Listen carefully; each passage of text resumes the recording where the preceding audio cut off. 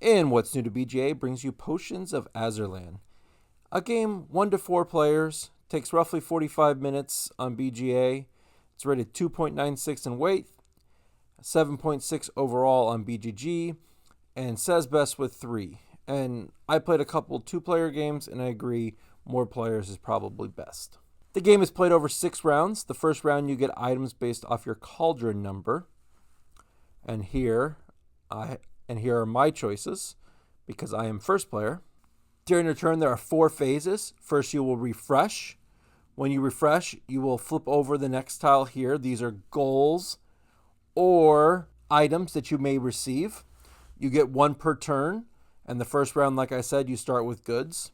You then take the incoming visitors here and put them in the town. You then draw new visitors getting ready to come to town, and it's equal to the number of players. The second phase is filling out your priority tiles. You'll have these 5 tiles here, and you'll place each of them in a slot, one of the actions you can do each round.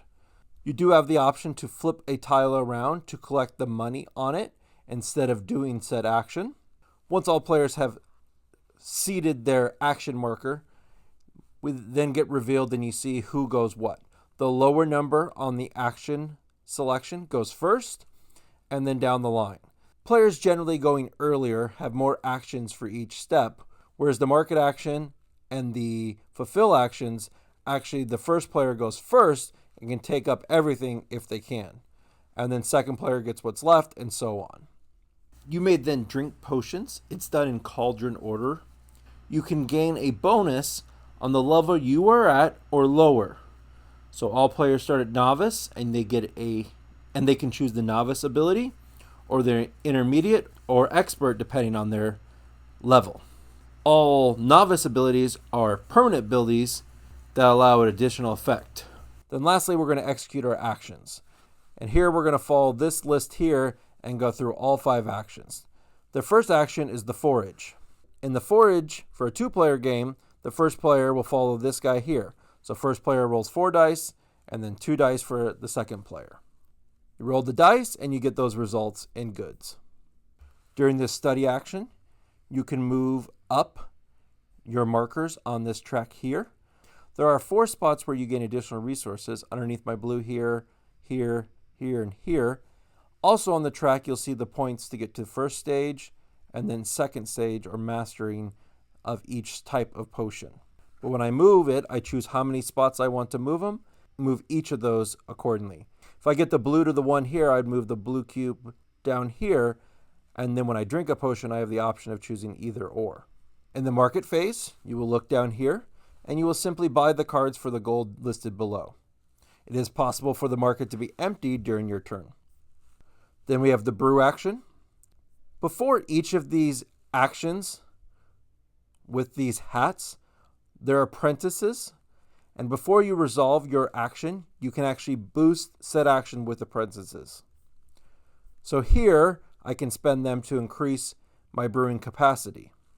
During the study action, apprentices allow you to move an extra space. During the brew action, they allow you to brew an additional potion. And during the forage action, they allow you to roll extra dice. To brew a potion, you simply spend the resources to gain the potions. The last action is fulfill. You're going to look down here, and you're going to see which visitors' potions you can fulfill. Here, this one requires a red potion, yellow, and this one can be any color.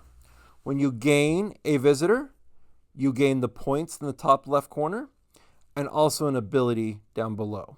Some abilities are instant, some are used each turn, and then when at the end of the turn, they get turned back up, untapped. And there are a few that are, once used, get discarded. When you gain a visitor, also if your study track is up on the track of that color, you'll gain additional points. So if I'm at the 1, I'd gain additional 1 point, and here I gain additional 2. If it's a multicolored visitor, you only gain the lowest value of these numbers. So if the blue one is here, and I gain a visitor that requires red and blue, I'd gain no additional value, no matter how high my red one is.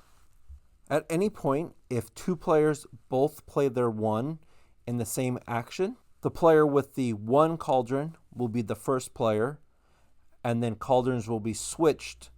So someone new has the 1 cauldron. The game will end after the 6th round is over. You score points by visitor cards with endgame bonus. You score for every 2 gold, you score a point. For every 2 apprentice tokens, you score a point. And then for every leftover potion, you gain 2 points. And the player with the most points wins. As always, I've been the Digital Board Gamer. Good luck and have fun.